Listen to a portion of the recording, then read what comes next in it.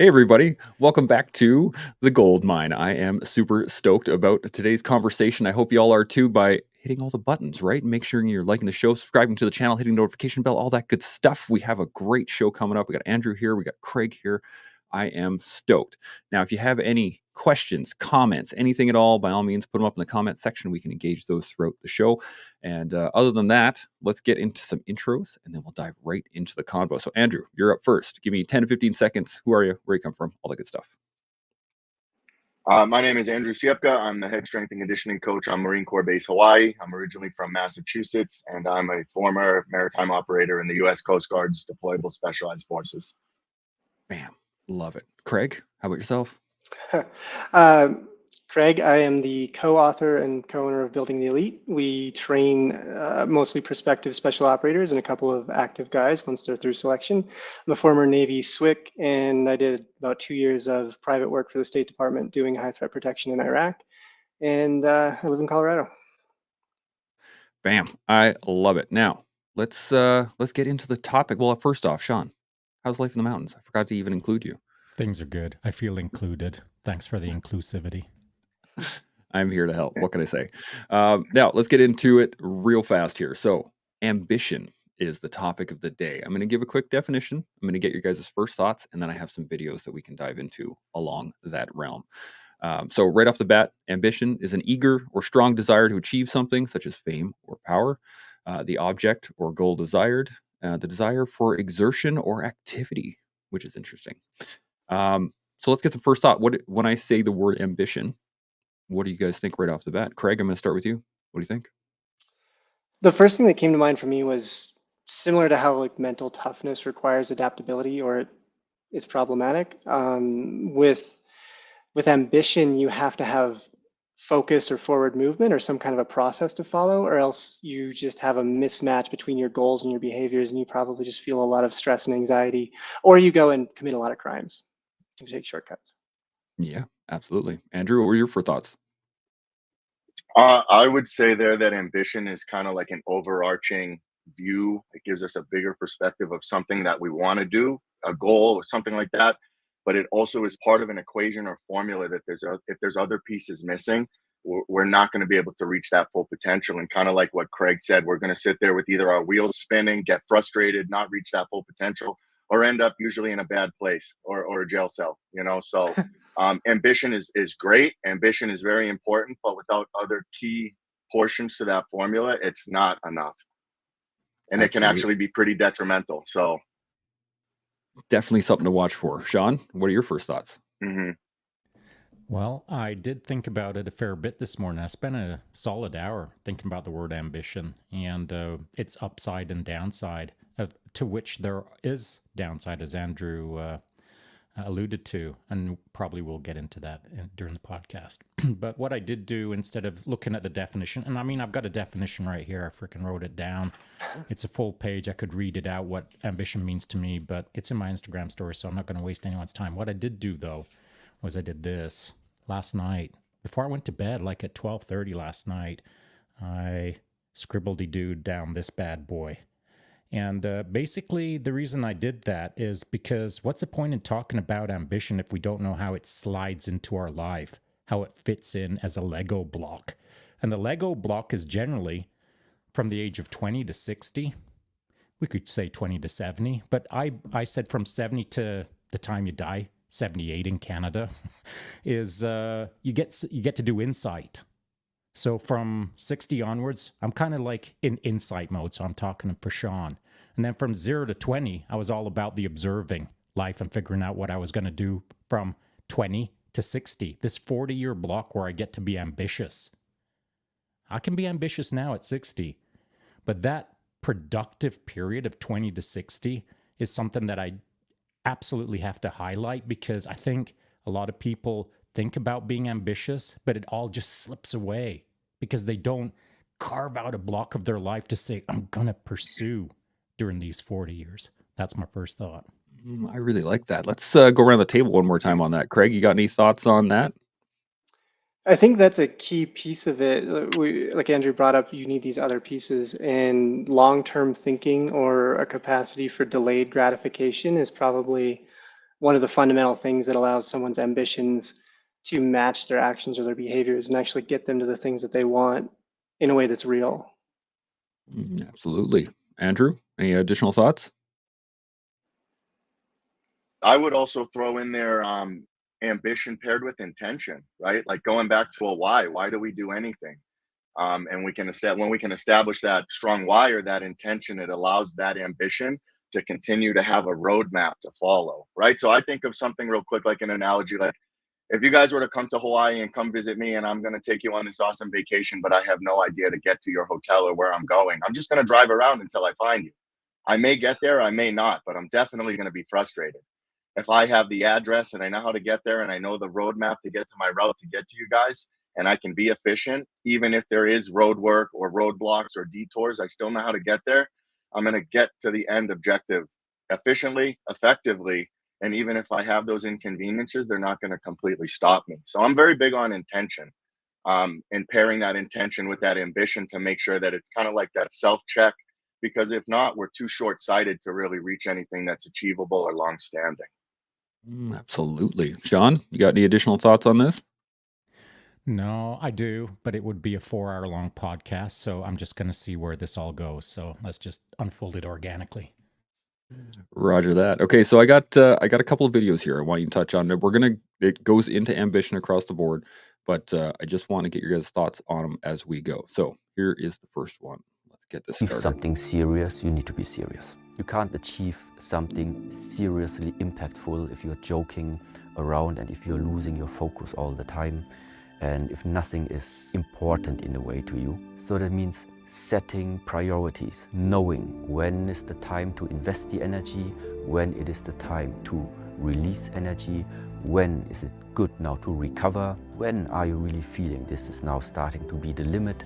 These are all very, very fine aspects that only you know. Bam. Andrew, I'm going to put you up first. Thoughts on that?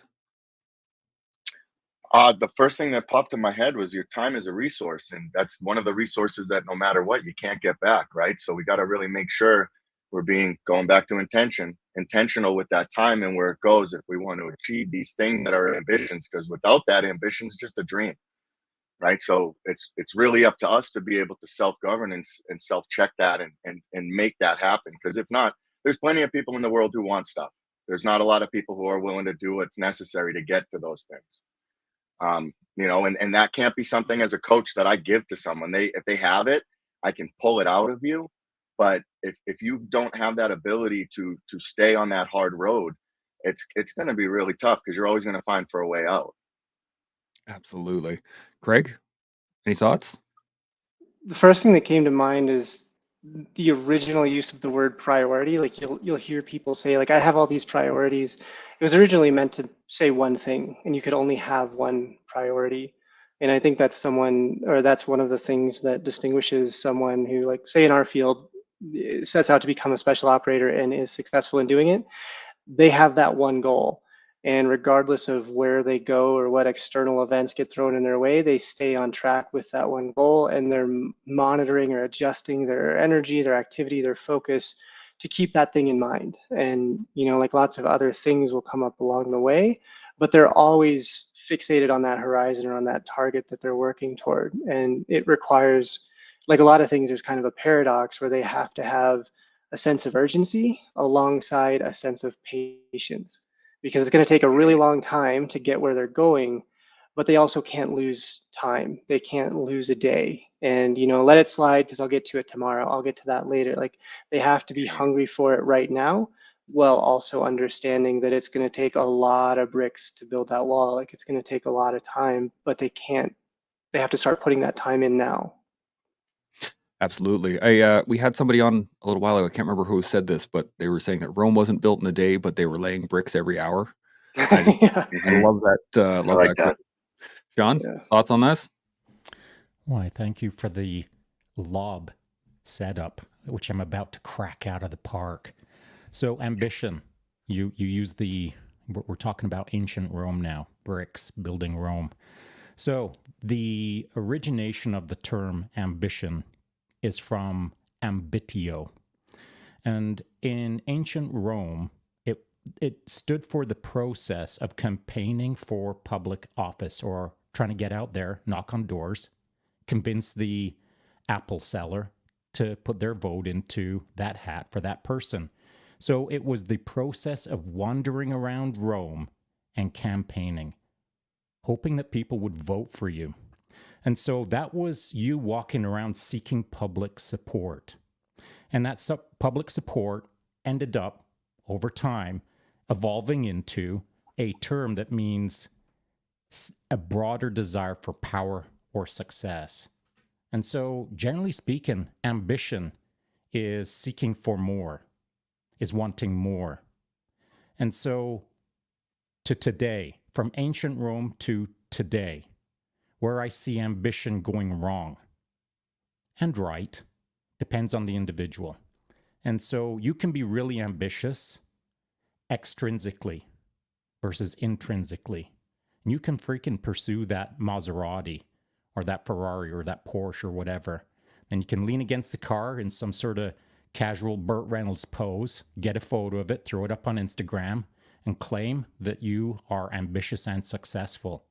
And if you pursue that path, the extrinsic path, guess what? You're 60 years old, you're still leaning on your Porsche, and you're still not happy. For me, I believe the secret sauce to ambition is intrinsically motivated. Finding something within you that satisfies you. The Porsche never will, believe me. What will satisfy you is what's important to you on the inside. So, ambition. You can't go out there and kick down the door called ambition until you sit in a chair in front of it and consider why, deeply inside of you, you're about to go kick a door. I really like that. Andrew, any thoughts on this? I love it. I mean, there's so much good stuff said between, Craig and Shaun there. And I mean, urgency with patience. I just want to touch on that real quick because Craig, if not, we both know guys burn the wick at both ends, and then you fizzle out real fast, right? And then sometimes the things that get you into the career aren't the things that necessarily keep you in the community. So it is kind of like that delicate balance or juggling chainsaws. And then going off of that, what you said about ambition, and it's something that kept kind of going into my brain there was buy-in, and it's being able to establish some level of buy-in in the beginning, or having something of value for other people to see. And now for me as a coach, I have ambition because the athletes that I train, I want them to look up to me. So that's a driver for me. But going into what you said, that deep internal why, or why I'm doing what I'm doing and what my intrinsic motivation is, it's because the ambition at the early age of my life, in my early 20s now compared to closer to 40, was very detrimental to me because I didn't have that why when I was kicking doors or doing certain things, because at the end of the day, I was doing things to seek external validation when really I didn't have until I left the community and I was faced with that I had to figure out, really, dude, what are we doing here? What are we doing?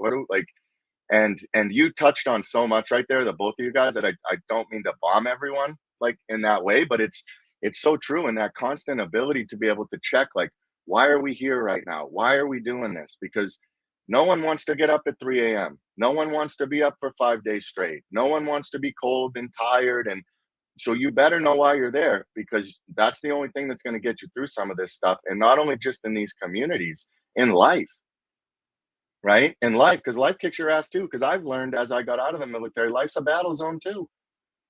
You got to fight for every inch that you have, right? And the only way you're going to be able to do that, because the world tries to tell you who you are and what you're supposed to be, is you better know who you are and what you are and what you're capable of. Yeah, absolutely. Craig, any thoughts on this? I think that touches on an important piece of where ambition is going, and that if we're always future oriented or looking for the next external signaling device to tell people that we're okay with ourselves, it's an endless loop. I know a guy who he's runs his own business and he's really successful. Like he's starting to do rich guy hobbies, like he buys helicopters for fun. And if you talk to him, he's still kind of the same sort of empty person, where what he fixates on is whoever has more money than he does. Like there's always someone else who's making more, and that's the only thing he can really think of. And no matter how much more money he makes, he's just going to want more, and it's an endless loop. So we tell ourselves like, well, I'll finally be happy or content once I hit this home run, once I get through selection, once I do this deployment, once I get this promotion or whatever. And then we realize that all of those home runs were just base hits, and we're still just in the game, and nothing's really changed. And so if we can't figure out how to have the happiness that we're otherwise fixating on some external event in the future, some imaginary home run, if we can't figure out how to have that now with the things that we've accomplished now that were a dream 5 or 10 years ago, we're never going to have it. So ambition, in a sense, can be a path to like long-term misery or a lack of contentment or fulfillment, because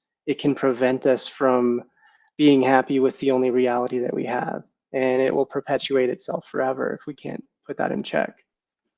Yeah, absolutely. That is a fantastic point, Shaun. You got any thoughts on this? Yeah, it's, they say that money is the root of all evil. Well, we all need cash to be able to buy a loaf of bread and put it on the table and make toast for the family. So money is important, but it doesn't rule the world, in my opinion. This is a learned lesson when I was doing high value individual personal security for some folks. And the guy, the billionaire of the week that I was looking after overseas, I was observing how he ran his program for about 10 days, and the people around him, what he thought was important, and I was contextualizing it against what I thought was important.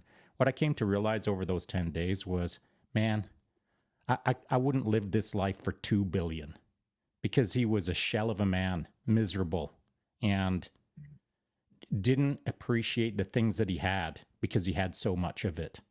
And so money is the root of all evil, unless you have good balance with it, you have a good relationship with it, good context with it. And so when I was doing that job and learning that lesson about that billionaire's lifestyle, and there's probably billionaires out there that are awesome, but this dude wasn't.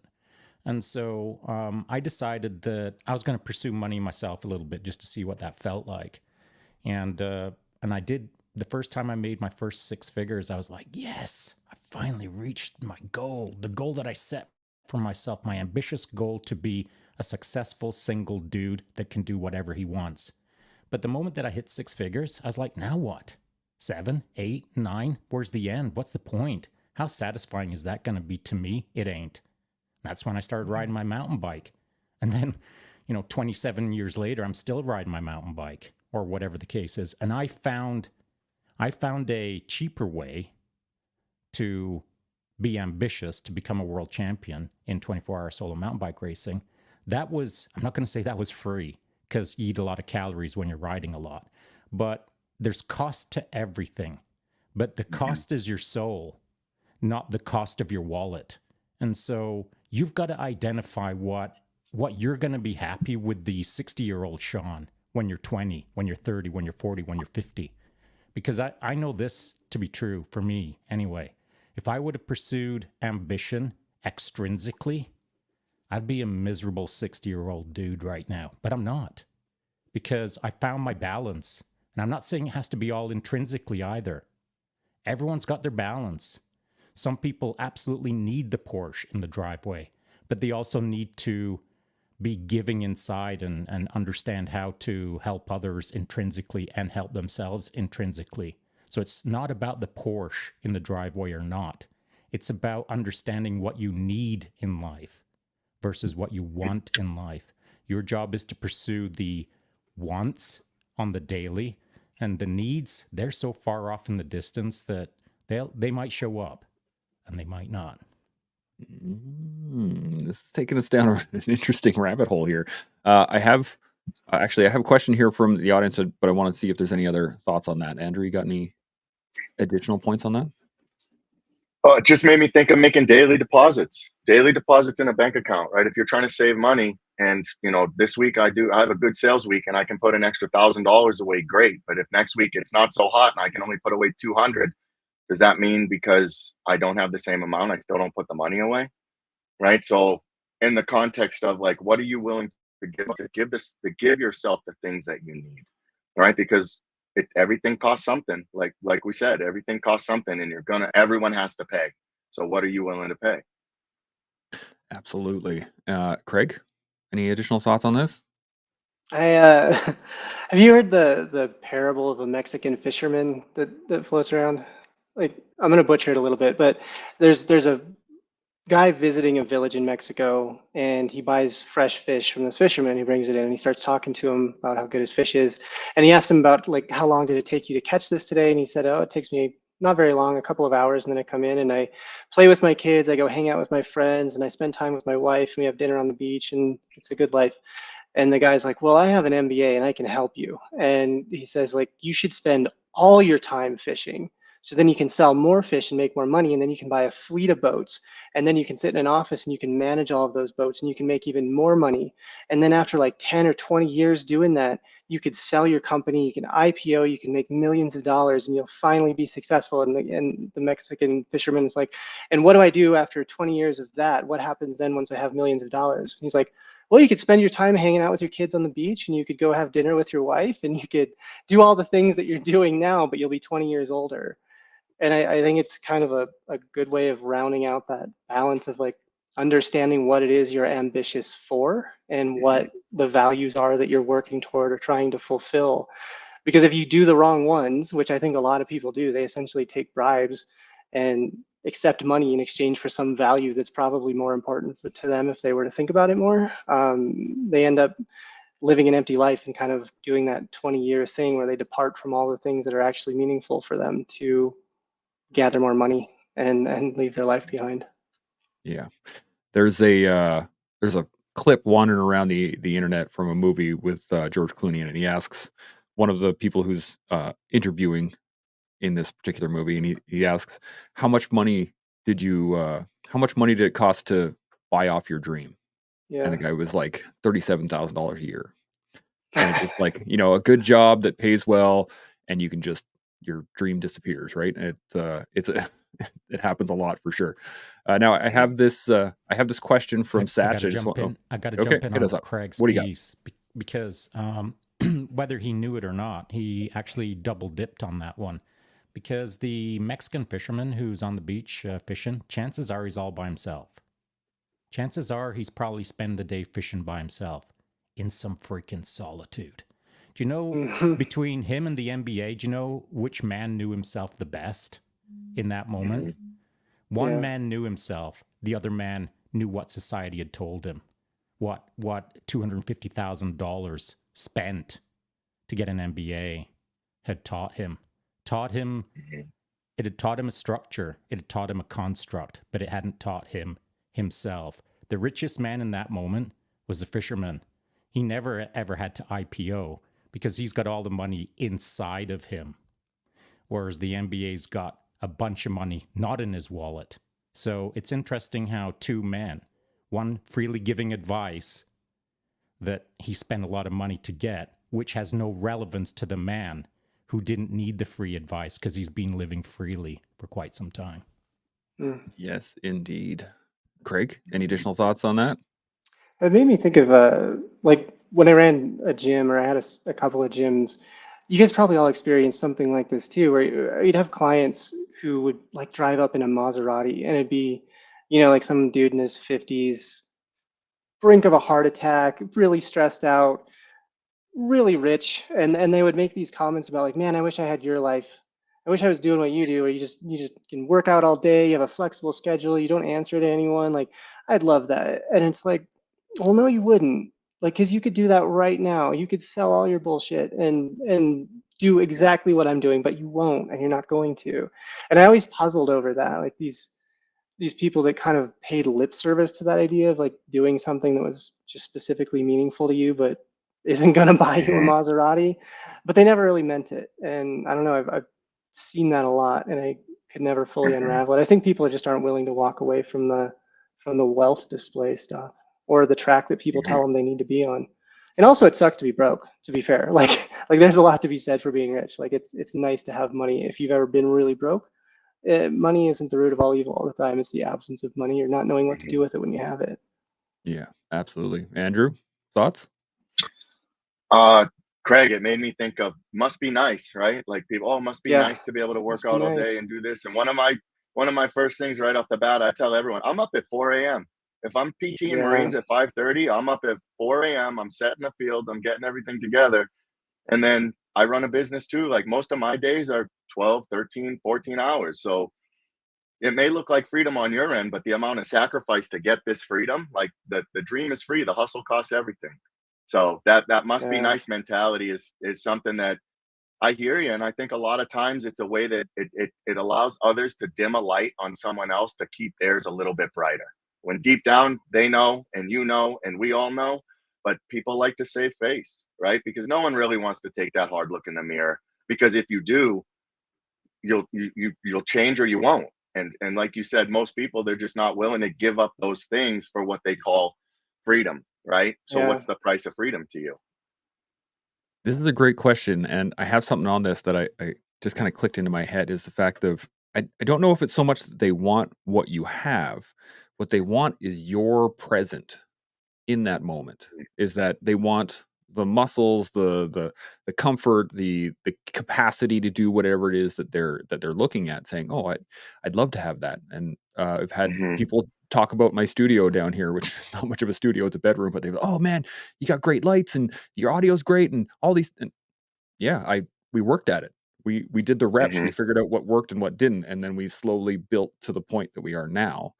And I'm wondering, do you think that that is accurate? That what they are looking at is actually your present, that the idea of what it is you have Hmm. versus actually wanting it, Or it's Craig, only one piece of it.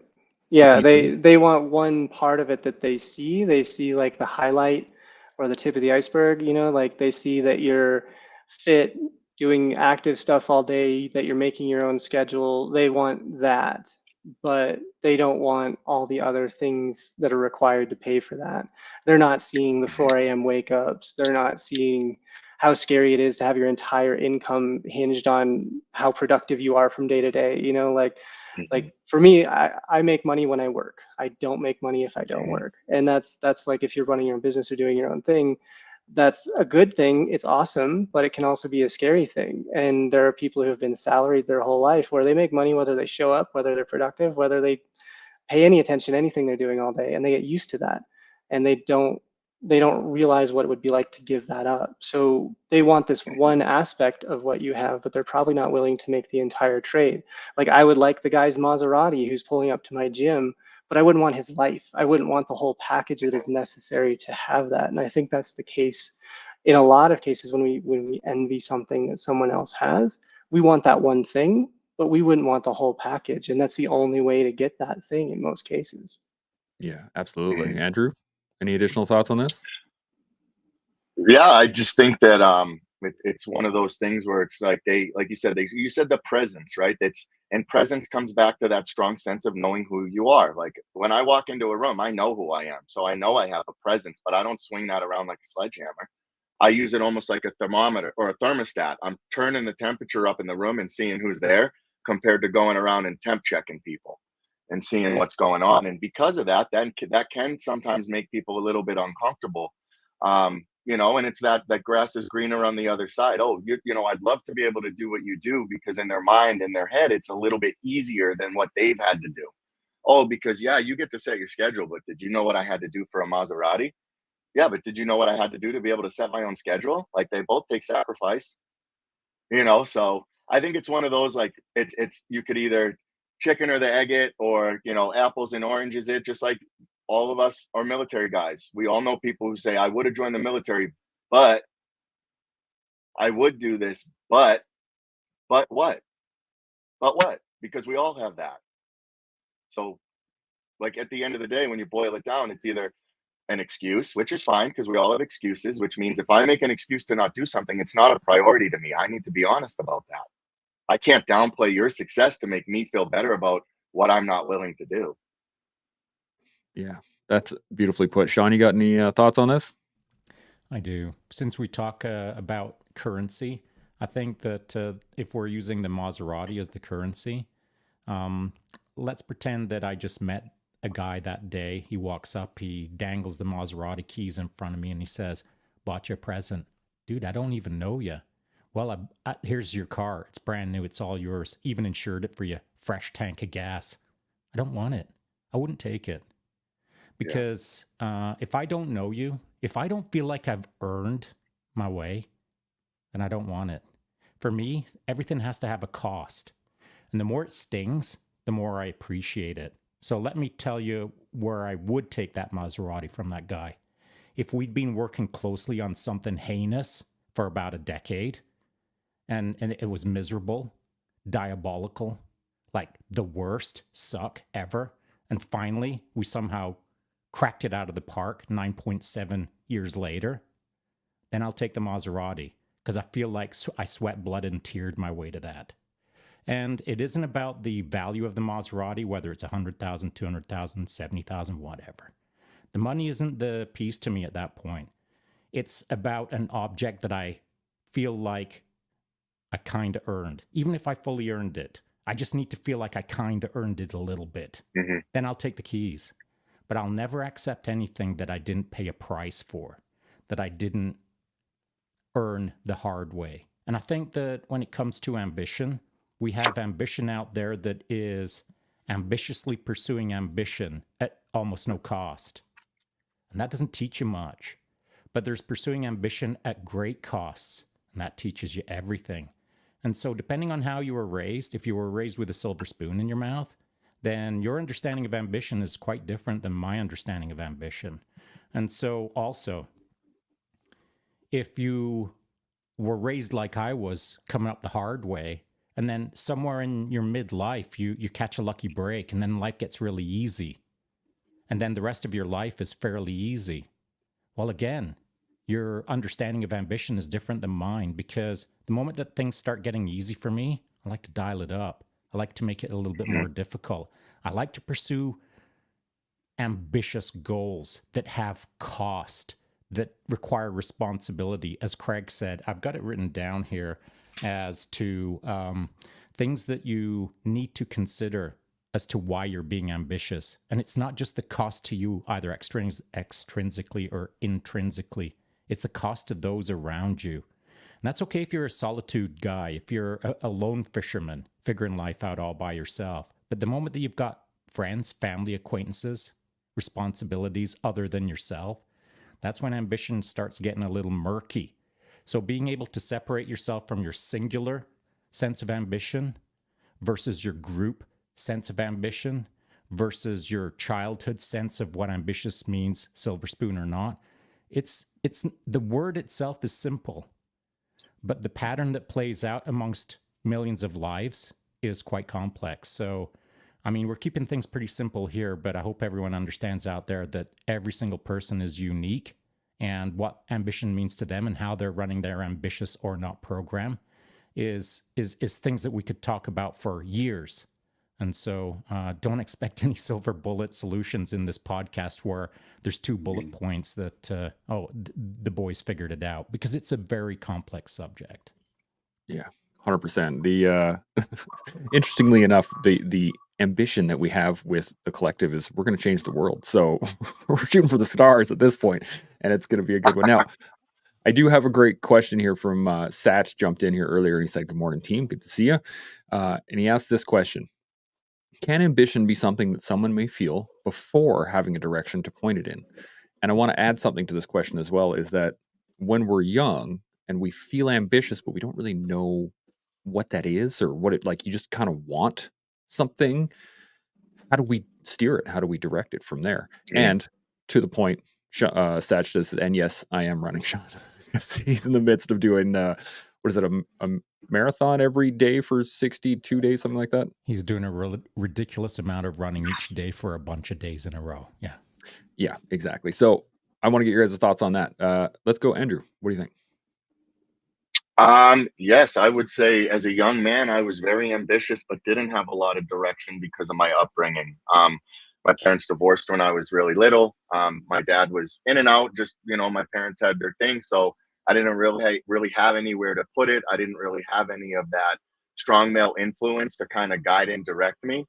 So when I joined the Coast Guard and the military, I, you know, started to find some direction and structure. And then from there, it was kind of like, oh, okay, like I'm actually doing good in this environment. And then from there, as opportunities presented themselves, that ability to continue to want to test myself and really harness that ambition and put it somewhere, um, it kind of continued to fine tune, but then came to a crashing halt in a different chapter of my life. So, my ambition as a young man, playing sports, being really involved in stuff, it was great, but I didn't really know what I wanted to do with my life or how it was structured. And that came through being open and willing to opportunity. But I will say, if you feel a fire in your belly or you have that hunger in your belly and it's in there, you need to seek out people who can continue to stroke that flame, because that ambition can be like, think about this as a fire, right?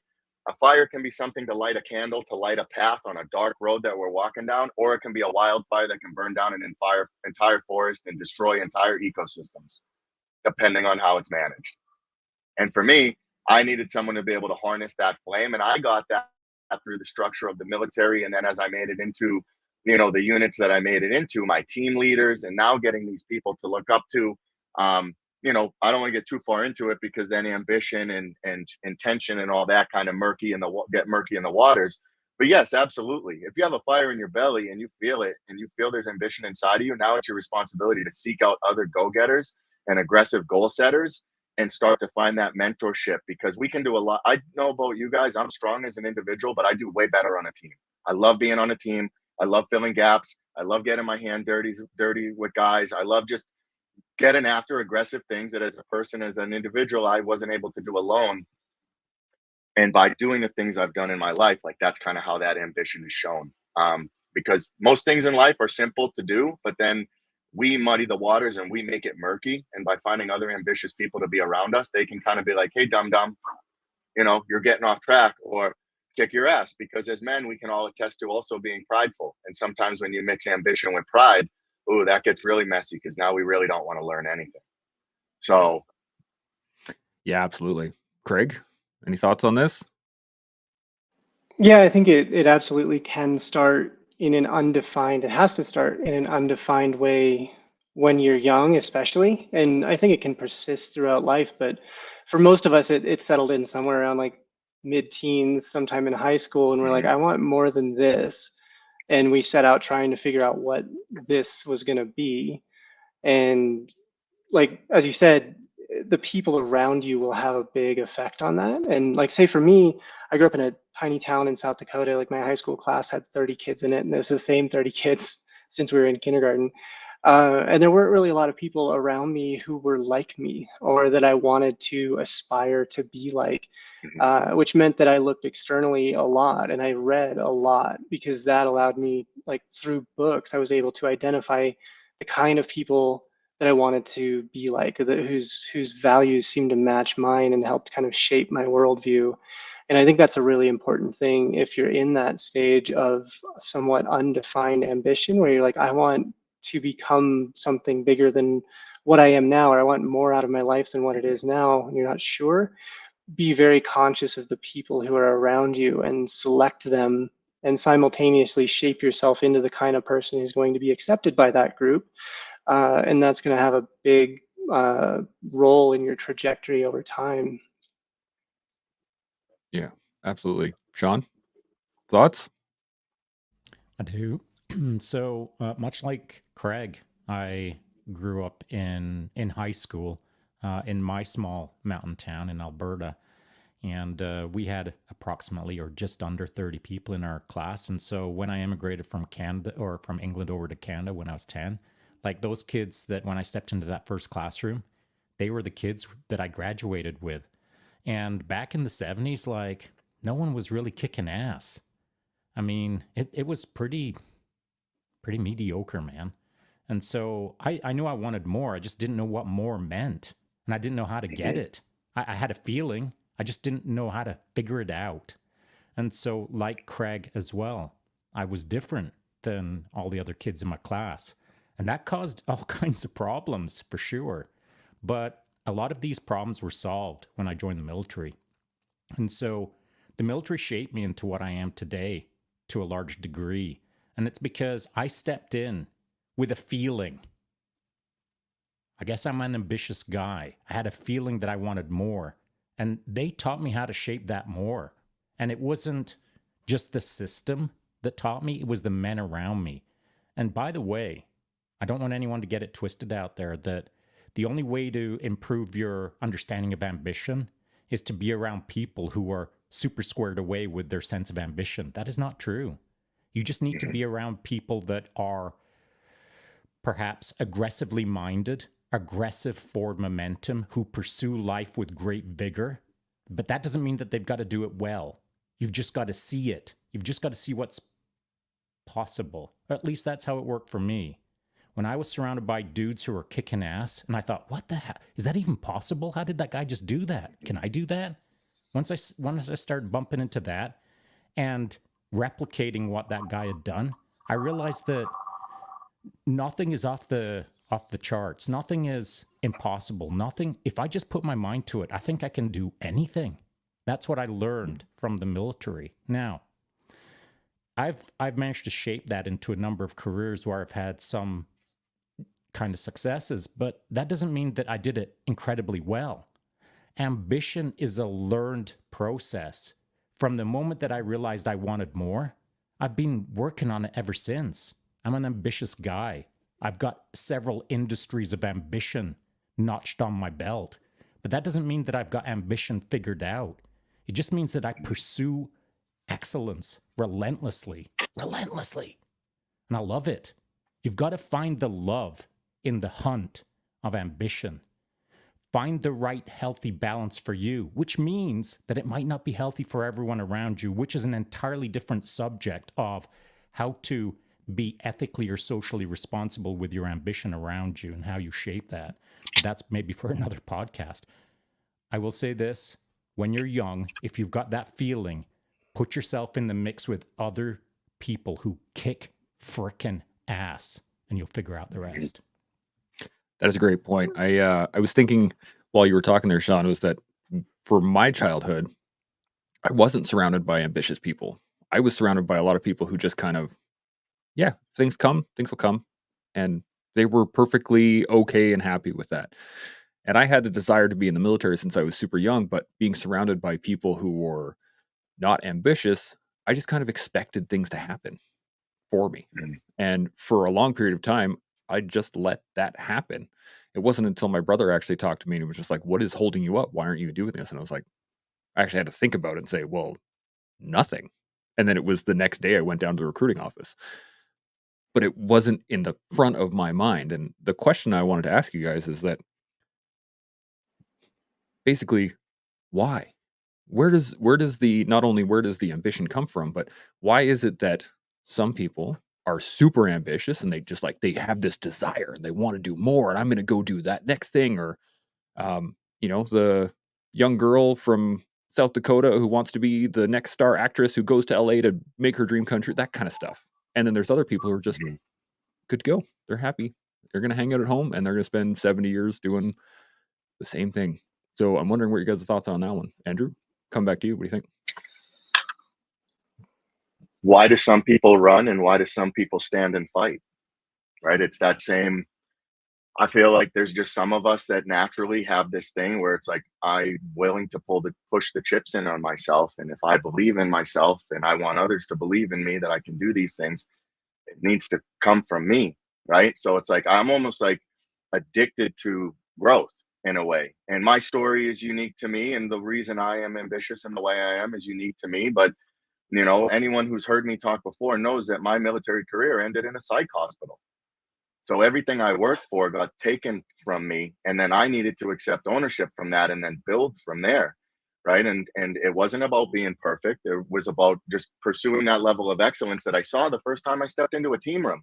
And I was like, holy crap, I made it. Like, how am I even here with these guys? Because I had these people to look up to, right? But going back to that, like, why did I continue to pick myself up from the hospital and continue to grow and move and develop and try to continue to chase these things instead of just climbing into a bottle and being another victim, right?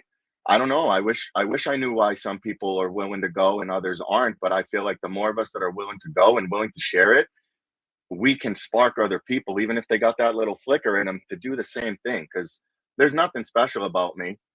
I believe in myself. I'm stubbornly positive. I'm not a physical specimen. I'm 5'7". I'm 200 pounds. Like I'm not great at anything, but I will always get back up and I will always continue to drive forward. And if the way I'm doing it isn't right, I'll try to find another way around it.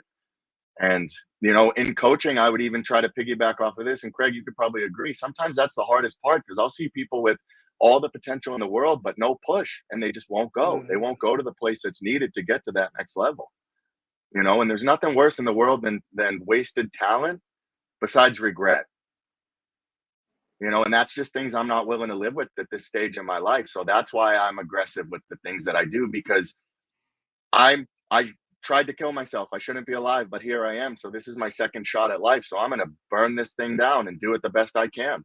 Right. And there's no other option in my life. So the way I live my life has to be a representation of that, because if not, I'm just another dude talking. Absolutely. Craig, thoughts?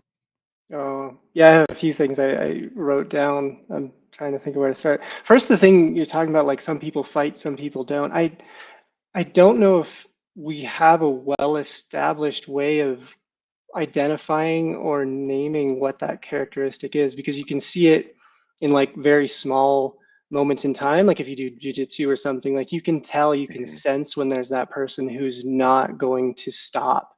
Either you break them or they beat you, but they're not going to stop. And we call it honest dogs within the people we train, which is from like mushing or sled dog work, where there are some dogs that will put everything they can into what they're doing, even if it nearly kills them. And then some dogs will put just enough tension into the harness to look like they're working. And basically what a soft selection is doing is looking for the honest dogs, like the people who are really putting out everything that they have. But I was thinking about psych variables, and I don't think we really have a good way of defining what that is, because you can see that moment when some people break and others keep going. And it's really, I don't know, it's kind of nebulous, but it's a really important thing to identify.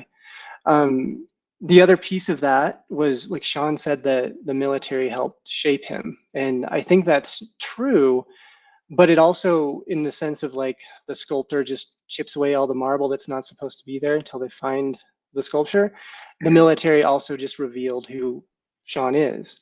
And that who he is a reflection of a deeper set of underlying values. Because Shaun has had 5 other jobs. He's ran a coffee shop, he's taught computer stuff, he's coached mountain bikers, and he's been exceptional at all of those things. So it wasn't necessarily the military specifically that did that. It was that the military was something that allowed him to express the values that he already had.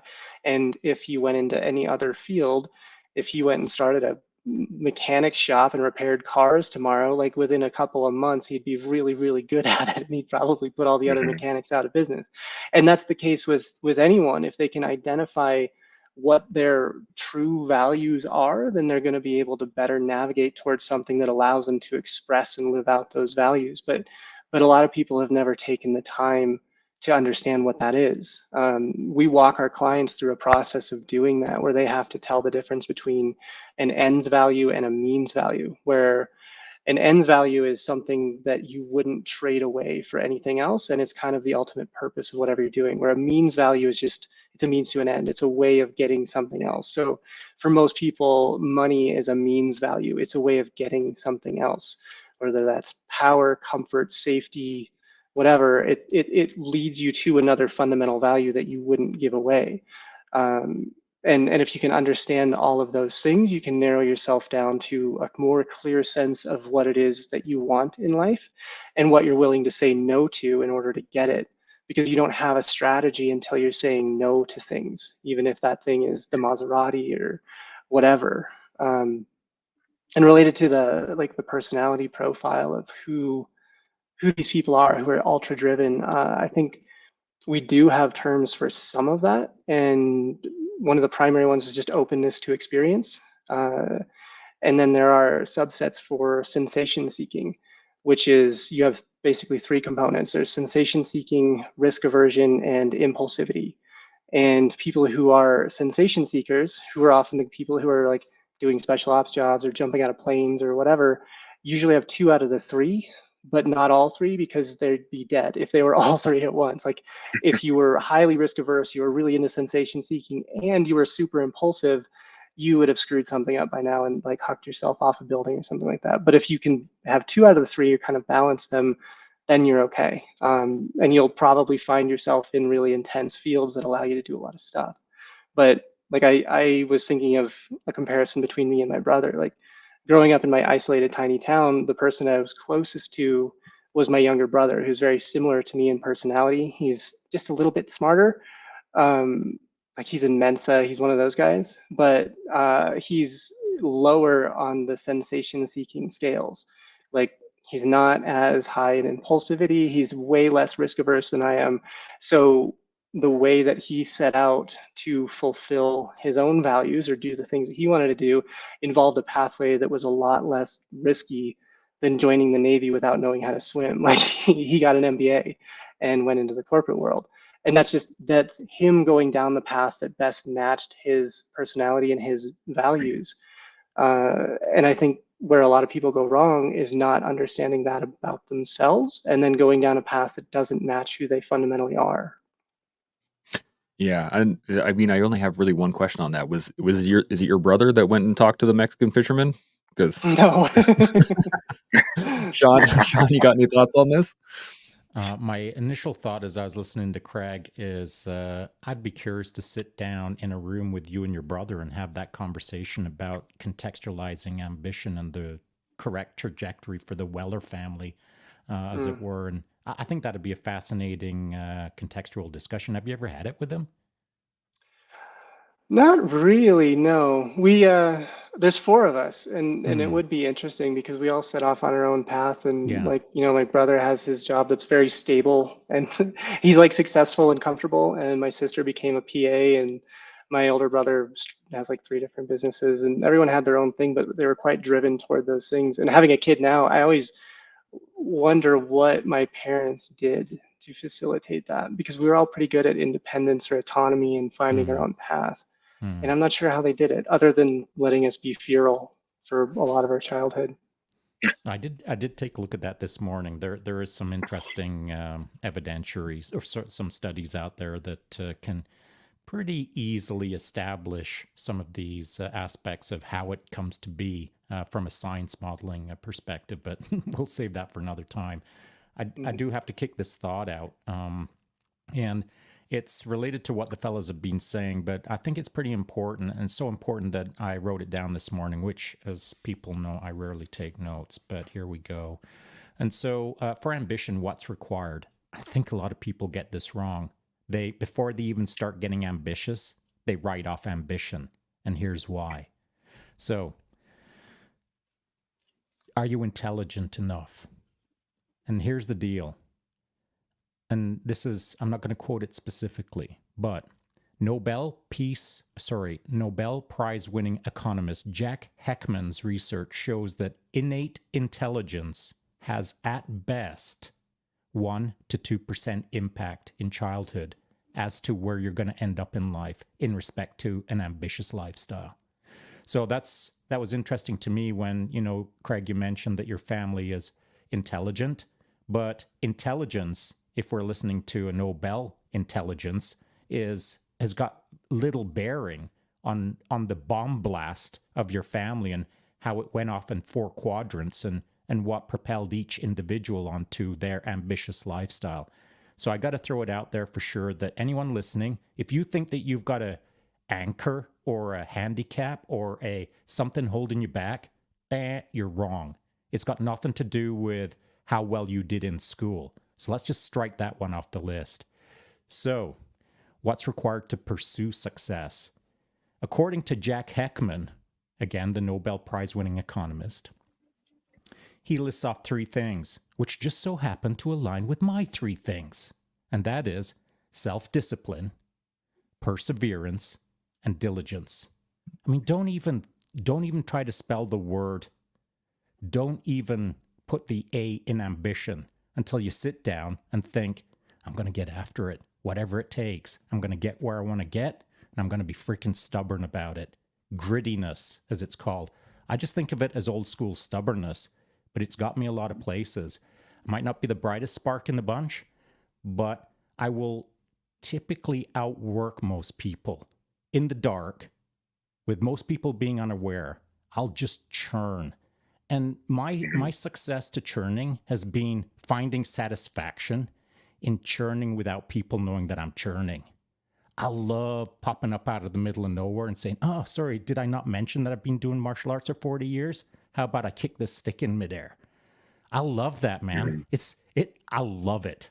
I do. And so for anyone who's young out there thinking that you want to have a freaking Harry Potter one magic sauce in the future, start doing something in the shadows for a couple of decades. See how much fun you have with that. Now, last thing I'm going to leave is this. According to Mark Cuban, now I don't track Mark Cuban. I know a lot of people love him. Some people think he's divisive. I barely know the guy, but I like this quote. It meets the needs of what I'm trying to put across here in this moment. According to Mark Cuban on ambition, it's not about money or connections, which a lot of people get wrong. A lot of people think you got to have money, you got to have connections. You don't. You'll make those in time. So it's not about money or connections. It's about the willingness to outwork and outlearn everyone, which is, generally speaking, a distillation of my life. So anything that I've accomplished, I've simply put my nose to the grindstone and stubbornly cracked it out of the park. That is ambition. So if you think that anything is holding you back, the only thing that's holding you back is you telling yourself the right things in this moment as to what you're going to do in the future in regards to ambition. Yeah. We are getting close to an hour here, so I would love to go around the table again on that, but I don't think we have time. So let's get some final thoughts and stuff. But before we do that, I just want to say thank you, Craig, Andrew, Shaun. Fantastic conversation. I had 3 videos lined up. We made it through 1. So great conversation. I really appreciate it. This is awesome.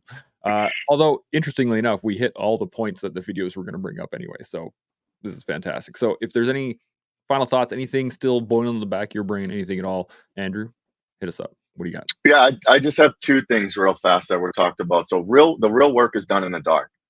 If you learn how to do the work in the dark, that's how you're prepared to do the work in front of thousands. Right. But you got to learn how to love that work that he was just talking about, being able to do it when no one else is around, no one's clapping for you, no one sees what you're doing. That's what you got to love. And really how that happens, define your success, match your ambition with your intention, and then make those daily deposits. Absolutely love that. Craig, any final thoughts? I mean, I had a meme that I thought of related to Shaun's thing about being how little intelligence matters. There's this quote from someone that said they're going to go to Halloween dressed as a former talented and gifted kid, and the whole thing is just going to be people asking them what they're supposed to be, and then they're going to say, "I was supposed to be a lot of things," and I really enjoy that. But I think as a takeaway of the ambition topic in general, like mine would be just be an honest dog. Like whatever you're doing, do it hard and keep working through it. Yeah, absolutely. Shaun, final thoughts? Yeah. So if you are ambitious, guess what? Be prepared for setbacks. But guess what? That's the secret sauce in ambition, man. The facing the adversity, getting used to being more resilient, navigating the failures. Congratulations.